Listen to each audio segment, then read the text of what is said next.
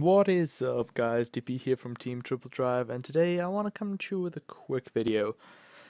Well, somewhat quick. I want to talk about something that is quite important when it comes to competitive play, and that is the fear of certain things. I guess the best way to phrase it is the fear of the unknown. So, when you go into a tournament, especially a tournament where a lot of people who are there you've never met before, so not your locals.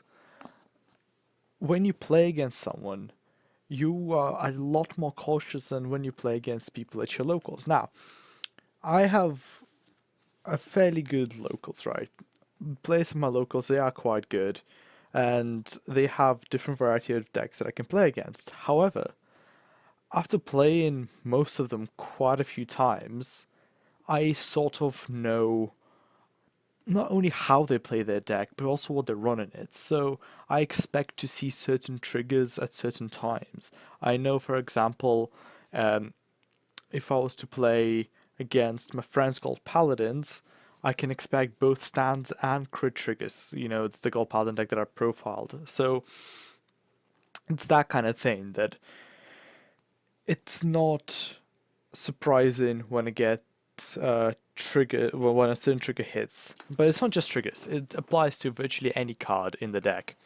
Because after a while, you memorize, or at least, even if you don't memorize the exact deck list, you memorize certain cards that they play in it, especially certain little text that would be unusual otherwise. However, in a tournament scene, when you've never met a person before, or if you have met them once or twice, you're still not going to know what exactly they're on their deck. Now, at that point, it's kind of game changing. Not only do you not know their trigger lineup, because for all you know, they could be running 12 draw triggers, which is not a good idea with strides, but they might be. I mean, I know Glendios, my friend who plays Glendios, he plays 8 draw triggers because getting that hand to get rubidiums, etc.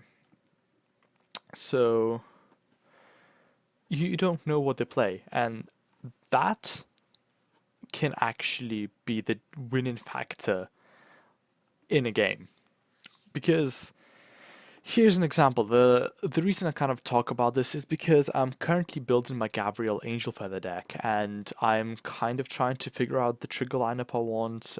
Not just the trigger lineup, but like the deck is very weirdly techy, I guess. There are a lot of small spaces that I can put little cards in that I would like to play. But in terms of trigger lineup, I thought I could play 12 stands, and that can work. That can work very well, especially in tournament settings. Now, in my locals, when most people find out that you play 12 stands, it loses its novelty.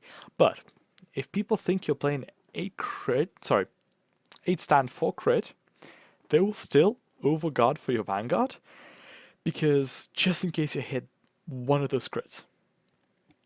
If they think you're playing crit, they will probably try to no pass or 2 to pass your Vanguard. Especially if you, for example, if you play stands, right? And you go stands trigger, they go 3 to pass or 2 to pass, and you bank it all on the Vanguard, they might start thinking that you play crit triggers as well, even if they don't see them. That's because they'll think that you're hoping for a stand, for a crit trigger, while you might just be hoping to get through to deal that 1 damage and then to pressure more with the rear guards. I don't know. But them thinking you have crit triggers is a lot better for you than you having crit triggers. Because when you hit that stand trigger that could have been a crit trigger, they've now wasted more guarding your Vanguard than they could have saved to guard the rear guard that you have now standard with your stand trigger. I guess the same goes for different cards like Sabreeze. Sabreeze. Now, I do not run Sabreeze in most of my decks. Even in G-Focus decks. Why? Because people expect me to run Sabreeze. They expect me to be able to counterblast 2, discard a card, and Sabreeze them. Now, in some decks, I feel Sabreeze might be just impractical. It takes up too much counterblast, and it's not worth it. But in other decks, like my Clara Diablo, when I went to the Bristol locals, they thought I'd run Sabreeze, because why wouldn't I run Sabreeze, right? Except that I didn't run Sabreeze. I had I need that space for. I felt I need the space for other cards. I like to run at least 5G Guardians in all of my decks, and Sabreeze takes another space that I don't really want to use. So the fear of Sabreeze makes people ride into a grade 3, even if they don't get their optimal ride. Say, if I had to ride into Requiem Pegasus instead of Gabriel, because I do not play no-seal Gabriel, play pure Gabriel. So that is not a good ride. But they'll do it anyway, because they don't want to get Sabreezed. But haha, you don't run Sabreeze, so now they could have waited a bit, but they didn't want to risk it, because they didn't want you to get the advantage of Sabreezing them. So this kind of fear mentality is very, very important in Vanguard, because it's very luck based, and I guess it's important in any card game, because in Yu-Gi-Oh you would have traps and spells. Your opponent wouldn't know what kind of things you set. They would know they might have rough idea with certain decks, like certain decks will have standard things. But if you tack a few little things in, they can get completely caught off guard. And in Vanguard, with the trigger lineups and stuff like G-Zone, it might be very, very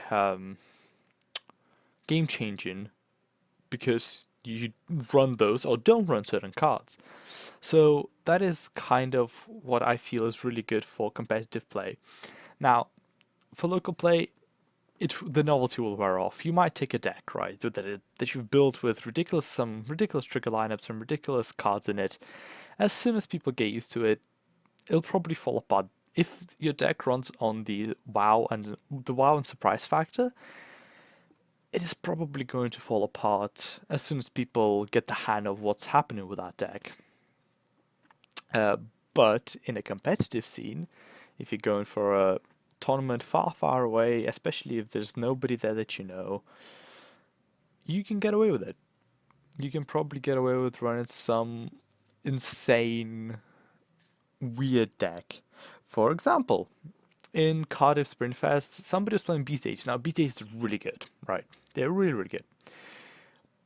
But they're not the best Nova Grappler deck. Victor is probably, I would say, much, much stronger deck than B-Stages. However, B-Stages do have their little pizzazz, I guess, that no other Nova Grappler deck has. The Break Ride, the Restand Break Ride combo is very, very powerful. So if you get caught off guard with that, because you might be thinking, okay, B-Stages, Nova Grappler, stand, rear guard, okay, fine. I can probably stop that. You might think Catastrophe, okay, you might not be ready for that Break Ride turn.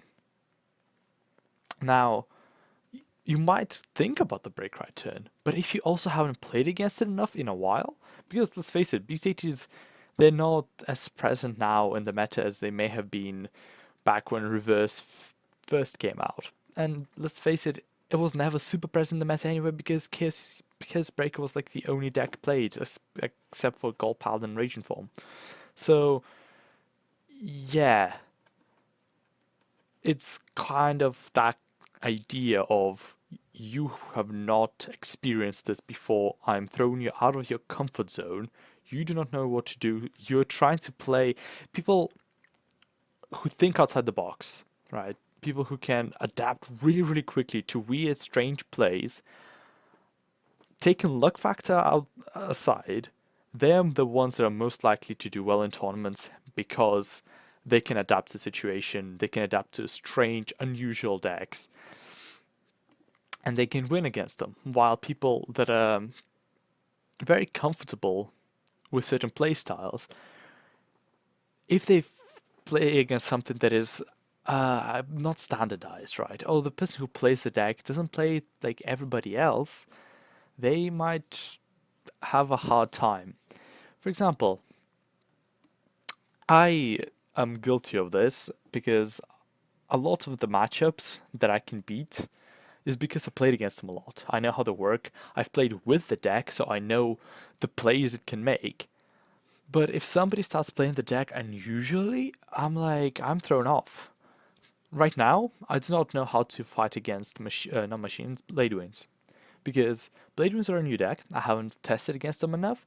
They're very, very defensive, which is also unusual for Dark Irregulars, while still having Gilded Ray. So it's the whole getting to play around the defense and trying to survive the Gilded Ray turns. That's kind of what any deck can do with playing different cards and not knowing how to play against the new stuff or something that is unusual can cause you a game. So I hope you found this video somewhat interesting, guys. I'm planning to do a few more, it's not really match talks, more tournament competitive play talks for Vanguard. And yeah, I will see you next time, guys. This has been DP from Team Triple Drive signing out.